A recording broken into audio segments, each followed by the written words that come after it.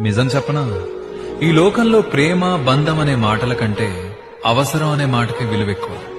మనం ఎవరికైతే ప్రాణం ఇస్తామో, ఎవరి కోసమైతే మన సమయాన్ని సంతోషాన్ని త్యాగం చేస్తామో, వాళ్ళ అవసరం తీరిపోగానే మనం ఎవరో కూడా గుర్తుపట్టినట్టు వెళ్ళిపోతారు.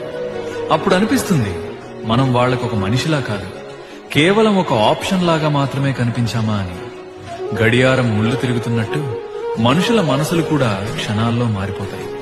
నిన్నటి వరకు నువ్వే నా ప్రపంచమన్న నోళ్లే ఈరోజు నీతో నాకేం పని అన్నట్టు మాట్లాడుతుంటే గుండె చెరువైపోతుంది.